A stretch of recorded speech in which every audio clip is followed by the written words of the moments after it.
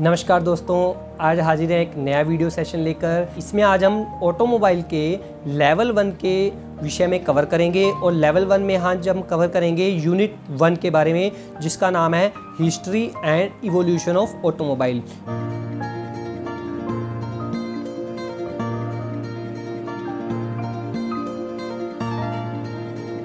History से अभिप्राय है इतिहास, इवोल्यूशन से अभिप्राय है विकास, यानी कि ऑटोमोबाइल का इतिहास कैसा था और उसका विकास कैसे हुआ, आगे बढ़ता गया, कैसे वह आज का जो हम ऑटोमोबाइल का रूप देखते हैं वहां तक उसकी जर्नी यात्रा कैसी रही। तो इसके 4 सेशन रहेंगे यूनिट 1 के। पहला सेशन रहेगा इन्वेंशन ऑफ व्हील, पहिए का आविष्कार कैसे हुआ।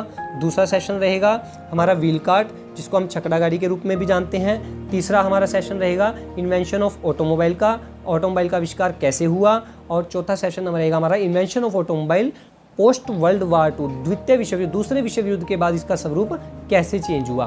तो आज के वीडियो सेशन में हम कवर करेंगे पार्ट 1 में 2 सेशन, व्हील और व्हील कार्ट। और उससे पहले हम एक 0 सेशन भी कवर करने वाले हैं, जिसमें हम आपको ऑटोमोबाइल क्या है और NSQF क्या है और ऑटोमोबाइल का स्कोप क्या है, ये भी ब्रीफली कवर करेंगे। तो चलिए 1 बाय 1 शुरू करते हैं। सभी बच्चे अपना कॉपी लेकर नोट्स भी साथ साथ बनाते रहें, ताकि आपको फ्यूचर में किसी प्रकार की समस्या ना आए।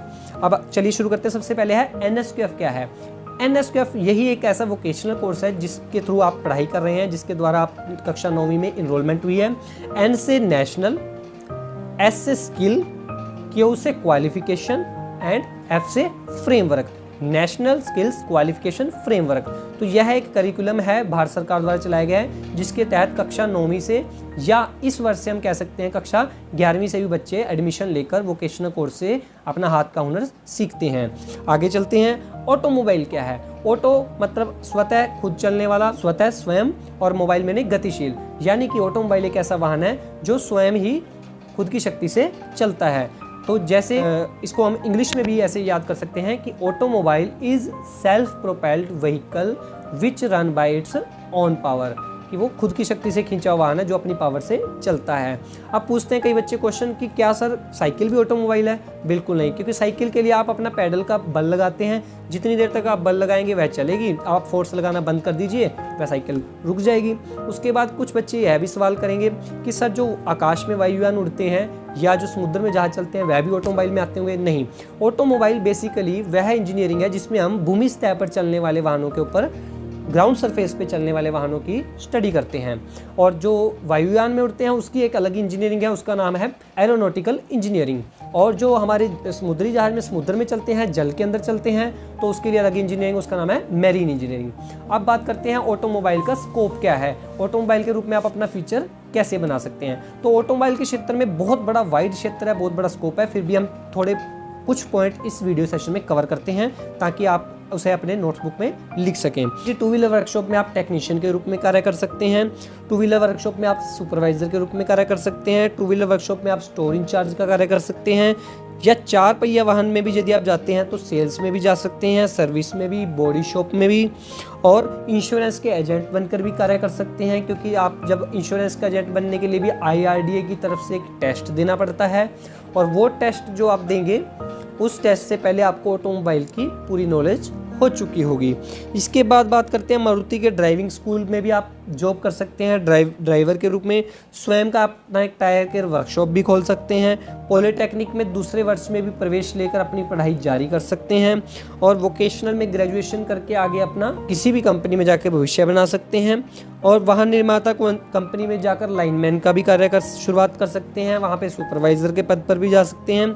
या स्पेयर पार्ट निर्माण करने वाली कंपनी होती है जो एक्स्ट्रा से पार्ट बनाती है गाड़ियों के, उसमें भी आप अपना किसी भी पद पर जाकर कार्य कर सकते हैं। सरकारी बस में ड्राइवर के लिए भी फ्यूचर में ड्राइविंग सीखकर अप्लाई कर सकते हैं, क्योंकि पार्ट्स की नॉलेज तो और वर्किंग की नॉलेज तो आपको स्कूल लेवल पर हो ही जाएगी। इसके बाद सरकारी विभाग में भी आप ड्राइविंग का कार्य कर सकते हैं, या पुराने 2 पहिया वाहनों की बिक्री में भी कार्य कर सकते हैं, या पुराने 4 पहिया वाहनों की सेल परचेज का भी कार्य कर सकते हैं, या वहाँ स्पेयर पार्ट की खुद की शॉप खोल सकते हैं, चाहे वो 2 व्हीलर की हो चाहे वो 4 व्हीलर की हो, या अपना वॉशिंग सेंटर भी खोल सकते हैं अच्छे से, जहाँ मॉडर्न हाईटेक तरीके से वॉशिंग कर सकते हैं। व्हील अलाइनमेंट और बैलेंसिंग का कार्य भी कर सकते हैं। व्हील अलाइनमेंट के लिए बेसिकली 250 से 300 रुपये चार्ज लेते हैं आजकल। कॉलेज में आप वर्कशॉप ट्रेनर भी बन सकते हैं। जो टेक्निकल कॉलेज है वहाँ पर आप अपनी थोड़ी सी पढ़ाई जारी रखकर वर्कशॉप के ट्रेनर भी बन सकते हैं। ITI में अध्यापक बन सकते हैं, स्कूल में भी अध्यापक बन सकते हैं, परंतु इसके लिए आपको इस लेवल 4 की पढ़ाई को और आगे भी जारी रखना पड़ेगा। और खुद का ड्राइविंग स्कूल भी खोल सकते हैं, जैसे पहले मारुति का बताया था, आप खुद का भी खोल सकते हैं। आपको पता होगा आज की तारीख में 5,000 से 6,000 रुपये चार्ज इस ड्राइविंग को सिखाने का लिया जाता है। इसके बाद आप प्रदूषण जांच केंद्र भी खोल सकते हैं, जहाँ पे पोल्यूशन चेक करवाने के लिए एक RTO द्वारा रजिस्टर्ड एक सेंटर खोला जाता है, जहाँ पर आप प्रदूषण के मानक तय करके उसको एक सर्टिफिकेशन देते हैं, जिसको हम पोल्यूशन सर्टिफिकेट भी बोलते हैं, प्रमाण पत्र भी बोलते हैं। और वाहन के एक्सीडेंट के रूप में सर्वेयर के रूप में भी कार्य कर सकते हैं। जैसे देखा होगा आपने कि वाहन के जब कोई एक्सीडेंट होता है तो हम किसी वर्कशॉप में ले जाते हैं, तो सबसे पहले वह उस क्लेम देने वाली कंपनी को कॉल करते हैं, तो वहाँ से एक सर्वेयर आता है, चेक करके जाता है कि क्या इस वाहन का उतना नुकसान हुआ है जितना उनको इंटीमेट किया गया है बताए। तो वहाँ पे भी आप सर्वे करने के बारे में स्टार्ट कर सकते हैं, अपना सर्वेयर के रूप में करियर शुरू कर सकते हैं। अब बात करते हैं यूनिट 1 के सेशन 1 की, तो वो कौन सी है? हमारी है इन्वेंशन ऑफ व्हील, व्हील का आविष्कार। तो बेसिकली सबसे पहला क्वेश्चन क्या है, व्हील क्या है? व्हील एक गोलाकार भाग है, आप चित्र में देख पा रहे होंगे, जो कि अपने सेंटर के केंद्र के चारों ओर घूमता है, या ऐसे घूमते घूमते ये कभी भी ऊपर नहीं होगा, नीचे नहीं होगा, तो सेंटर के चारों ओर घूमता रहेगा, तो इसलिए ये गोलाकार भाग है। इसकी ये डेफिनेशन है, जो अपने सेंटर के चारों ओर, केंद्र के चारों ओर घूमता है। दूसरा, व्हील का आविष्कार कब हुआ और कहाँ हुआ? इसका आविष्कार 3500 ईस्वी पूर्व में हुआ, इसको BC भी बोलते हैं। BC और ईस्वी क्या है, अगले क्वेश्चन में हम क्लियर करने वाले हैं। और यह कहाँ हुआ? मेसोपोटामिया में। मेसोपोटामिया, ध्यान से सुनिए, यह एक ऐसी जगह का नाम है जिसको आज की तारीख में हम इराक के नाम से जानते हैं। आज की तारीख में यह देश इराक के नाम से जाना जाता है, और इसका पुराना नाम क्या था? मेसोपोटामिया। और BC क्या है? अब अगला क्वेश्चन है, BC का मतलब है बिफोर क्रिस्ट, यानी कि यीशु मसीह के जन्म से पूर्व। यीशु मसीह का जब जन्म हुआ उसके बाद के जो हम ईयर्स गिनते हैं, वर्ष गिनते हैं, तो वो वर्ष आज की तारीख में 2020 तक पहुंच चुके हैं। यदि हम 3500 ईस्वी पूर्व की बात करते हैं, तो जब यह 2020 जीरो पर था, इससे पीछे का वक्त जो हम जाएंगे तो वह हम 3500 साल पहले जाएंगे। तो यदि हम आज से गणना करेंगे तो 3500 वर्ष पहले प्लस आज के साल, तो बन गया है 5520। तो कह सकते हैं हम पहिया कितने वर्ष पुराना है? 5520। यानी कि हम इस तरह भी कह सकते हैं कि पहिया लगभग 5500 साल पुराना है। इसके बाद अगला क्वेश्चन है कि पहिए का प्रयोग ट्रांसपोर्टेशन के लिए सबसे पहले कब हुआ? तो पहिए का जो प्रयोग है ट्रांसपोर्टेशन के लिए सबसे पहले 3200 ईस्वी पूर्व में हुआ, यानी कि 3500 ईस्वी में तो इसकी खोज हुई। यानी कि उसके जैसे हम आगे बढ़ते जाएंगे यीशु मसीह की तरफ, जीरो की तरफ, तो वह ईयर घटते चले जाएंगे। इसके बाद बात करते हैं कि हम पहिए का परिवहन के लिए जो प्रयोग किया जाता है उसके कितने प्रकार होते हैं। तो सबसे पहला है वुडन व्हील, लकड़ी का व्हील। लकड़ी का व्हील आपको दिख रहा होगा यहाँ पे वुडन व्हील, इसके सेंटर में एक छेद कर दिया गया है, तो इसको सिंपल सी बनावट है, साधारण सी बनावट का होता है। इसके बाद आपका वुडन स्पोक्ड व्हील, तो वुडन का व्हील है पर इसमें क्या है, बीच बीच में स्पोक के रूप में बनाया गया है, एक तारों का आकार दिया गया है, और बाकी का एरिया इसका छोड़ दिया गया है या उसको ट्रिम कर दिया गया है। उससे क्या हुआ कि पहिए का वजन कम हो गया और मजबूती में कोई ज़्यादा अंतर नहीं आया। इसके बाद है हमारा वायर स्पोक व्हील, जहाँ पे वो स्पोक लकड़ी की दी गई थी, अब किसकी आ गई? वायर की। इस तरह के आपने वाहन के पहिए देखे भी होंगे, और साइकिल के अंदर तो आजकल भी प्रयोग होते हैं। इसके बाद है डिस्क व्हील। डिस्क व्हील पहले स्कूटर में भी प्रयोग होते थे, और आज की तारीख में है बड़े वाहनों में प्रयोग होते हैं, जैसे ट्रक, बस के अंदर। यह 2 पार्ट में होते हैं, एक पार्ट लेफ्ट से लगा के बीच में टायर रख के, दूसरे पार्ट से राइट में लगा के इसको फिट करके फिक्स किया जाता है। तो यह कंप्लीट व्हील बनाने के लिए डिस्क 2 पार्ट में होती है। इसके बाद आपने एलॉय व्हील भी देखा हुआ, आजकल जो चल रहे हैं। एलॉय का मतलब क्या होता है? मिश्र धातु, 2 या 2 से अधिक धातुओं के मेल से जो बनती है उसको हम एलॉय बोलते हैं, मिश्र धातु बोलते हैं। तो मिश्र धातु वाले पहिए होते हैं, मजबूती के मामले में इनसे सिंपल धातु से अधिक मजबूत होते हैं जो साधारण धातु होती है हमारी। इसके बाद व्हील का स्ट्रक्चर डिफाइन करें, क्वेश्चन आता है आपकी बुक के एंड में। तो व्हील के स्ट्रक्चर में बेसिकली 2 पार्ट हैं। पहला पार्ट है आपका गोलाकार भाग, वो किस प्रकार का हो सकता है? स्पोक के रूप में, मतलब वुडन स्पोक के रूप में, या डिस्क के रूप में, या एलॉय के रूप में। दूसरा पार्ट है उसका केंद्र, सेंटर, वो किस प्रकार का? या तो हब के रूप में, या सिंपली उसको छेद कर दिया गया है, वह उसका अरेंजमेंट पर डिपेंड करता है। तो इसके 2 ही भाग हुए, गोलाकार भाग और केंद्र। अगला सेशन कवर करते हैं। इस सेशन में हम क्या बताएंगे आपको? व्हील कार्ट क्या है।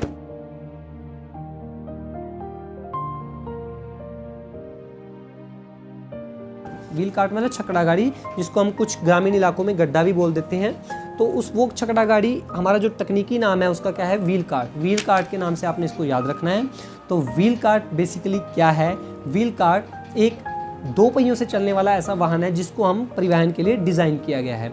और व्हील कार्ट का जो प्रकार हैं, जो उसके कितने प्रकार होंगे व्हील कार्ट के, पहला है हैंड कार्ट, हाथ से यदि हम खींचेंगे उसको तो उसको हम हैंड कार्ट कहेंगे। उसके बाद हम कहेंगे हॉर्स कार्ट, जिसको खींचने के लिए हम घोड़ों की सहायता लें उसको हॉर्स कार्ट बोलेंगे। और उसके बाद आते हैं डॉग कार्ट, कुत्तों की मदद से यदि हम खींचेंगे तो हम उसको डॉग कार्ट कहेंगे। ऐसे ही ऑक्स कार्ट, बुलोक कार्ट और वाटर बुफेलो की मदद से भी हम इसको खींच सकते हैं। तो मेनली यही इसके टाइप रहेंगे। आगे चलते हैं। एक क्वेश्चन आता है कि व्हील कार्ट का जो प्रयोग है सर्वप्रथम प्राचीन काल में कब हुआ। तो इसका प्रयोग हमारा महाभारत काल के युग में, आपको महाभारत के युद्ध में दिखता है, जिसका प्रयोग रथ के रूप में किया गया था। तो वह व्हील कार्ट ही है, इसको पुराने समय में हम रथ के रूप में जानते थे।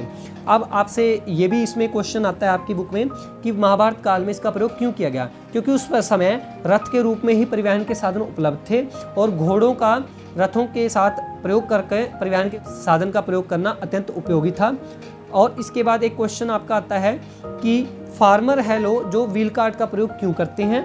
और एक क्वेश्चन है कि व्हील का कार्ट का प्रयोग आजकल कहाँ कहाँ होता है। तो इन दोनों क्वेश्चनों का एक ही आंसर है कि फार्मर के लिए उपयोगी व्हील कार्ट क्यों है, क्योंकि फार्मर लोग हैं, जो किसान लोग हैं, वह वहाँ पर इसका प्रयोग करते हैं जहाँ पर आजकल परिवहन के साधन या तो महंगे हैं या उपलब्ध नहीं हैं। वहाँ पर आज भी व्हील कार्ट का प्रयोग करते हैं और वह इनके द्वारा अपने खेतों से घर पर चारा, पशुओं का चारा और अन्य उपयोगी सामान को ढोते हैं। तो यह इसका आंसर रहेगा। एक क्वेश्चन आपका इस यूनिट के इस सेशन में और आता है कि आपका हॉर्स पावर क्या है, क्योंकि पुराने समय में पावर को नापने का कोई इकाई नहीं थी, तो वह घोड़ों की ताकत से नापा जाता था। तो हॉर्स मैंने घोड़ा, पावर मैंने शक्ति। तो एक हॉर्स पावर HP, उसको हम HP के नाम से भी जानते हैं। आजकल देखा होगा आपने कई मोटर्स या कई ऐसे पंप होते हैं जिसकी हम पावर देते कहते हैं कितने HP का है। तो वो HP क्या होती है, बेसिकली वो घोड़े की पावर ही होती है। तो एक घोड़े की पावर जो होती है 736 से 746 वोट के बराबर होती है। यदि हम इसको वोट में देखें तो घोड़े की पावर है जो हमारी, एक घोड़े की शक्ति मानी जाएगी। और एक घोड़े की शक्ति कितने व्यक्तियों के बराबर होती है, यह क्वेश्चन भी आपसे पूछ सकते हैं। तो जनरली तौर पर एक घोड़े की शक्ति है जो हमारी 10 से 15 व्यक्तियों की शक्ति के बराबर होती है। तो यह हमारा व्हील और व्हील कार्ट का सेशन है जो आज समाप्त होता है। फिर भी आपको एक जनरल कुछ क्वेश्चन मैं 2-4 ऐसे बता रहा हूँ जो हमने अभी तक कवर नहीं किए। एक तो व्हील कार्ट का प्रयोग जब किस युग के अंत में हुआ और किस युग के प्रारंभ में हुआ। तो व्हील कार्ट का मैं आपको बता दूं, जो इसका प्रयोग है, पहले पत्थरों का युग था, पत्थरों से आदि मानव रगड़ के आग जलाया करते थे। तो पत्थरों का युग जब अंत होने वाला था तभी व्हील का आविष्कार हुआ था। और किस युग से पहले हुआ, यह कांसे के युग से पहले हुआ, ब्रोंज एज से पहले इसको बोलते हैं। ब्रोंज एज का युग आने वाला था, उससे पहले पहिए का आविष्कार हो चुका था। तो आपको कुछ तस्वीरें भी दिखा रहा हूँ। तो इस तरह से पहिए, मानव आदि मानव था, पहिए का आविष्कार करके उसको इस रूप में पहले ढोया करता था। तो आज हम इस एक अच्छे ऑटोमोबाइल, एक भली भांति फुल्ली फर्निश्ड ऑटोमोबाइल के रूप में वाहनों को देख पा रहे हैं। इनका जो इतिहास है ऑटोमोबाइल का वो हम अगले सेशन में कवर करेंगे।